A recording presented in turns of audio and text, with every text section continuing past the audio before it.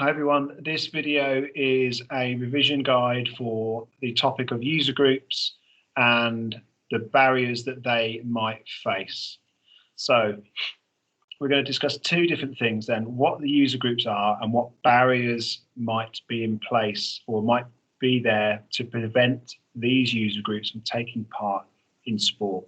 So the first user group would be gender. All right, so we've got obviously male and female. We know that if you look at this stat down here, that there is a gender gap between women and men in terms of how regularly they take part in sport. Now, therefore, women and encouraging women to take part in sport more regularly is a key aim for organisations like UK Sport. The key is to understand what the barriers might be. So why don't they take part in sport? And one of the barriers might be lack of role models.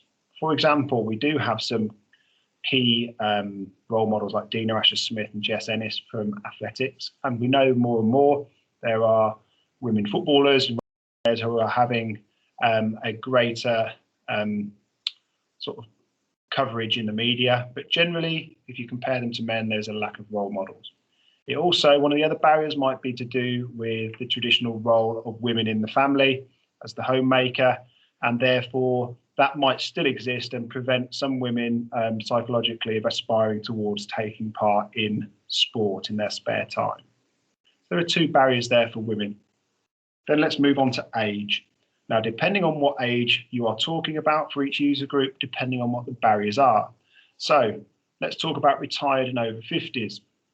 Well, one non-barrier, so this isn't a barrier, but one advantage of retired is the fact that they have more leisure time. However, if you are retired, the type of sport that you are able to do might be a barrier. So it might be that, for example, if you can't do golf or bowls nearby where you live, you might not be able to take part in a suitable sport for your age. Over 50s, the barriers might be still work commitments if they're working, or they might also have childcare commitments for grandchildren. We know that's an increasing issue for over 50s and might prevent them from taking part in sport. But generally, if we're talking about retired people, it would be a barrier would be the type of activity, and I suppose it might also be the access, the issue of access, the fact that they can't get to places if they haven't got local transport around to allow them to get there. Children and teenagers, they kind of flip in terms of if we compare them to retired people in terms of the barriers they might find. First of all, the type of sports they play. So they would want more active sports. So again, a barrier might be the lack of access to suitable activities. They might like boxing or football or rugby. One of the barriers for children might be that they have a lack of transport because they are having to rely on their parents for transport and also to encourage them to take part. So for children, you need to think about suitable activities as a barrier, and you need to think about having to rely on parents for transport and support.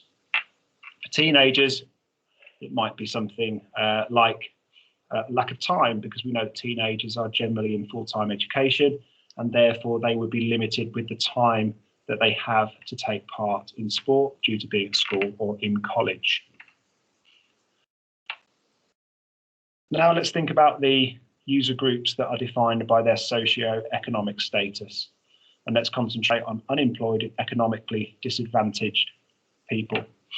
The key barrier for them will be a lack of disposable income, and that might make some activities that are generally quite expensive to take part in inaccessible. So anything which requires a membership fee, like joining a gym or joining a sports club, might be out of bounds or out of reach for an unemployed or economically disadvantaged group of people.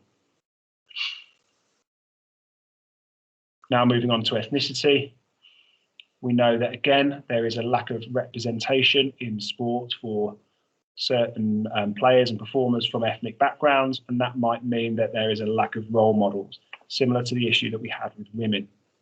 It might also be that there are some religious stipulations for women which require them to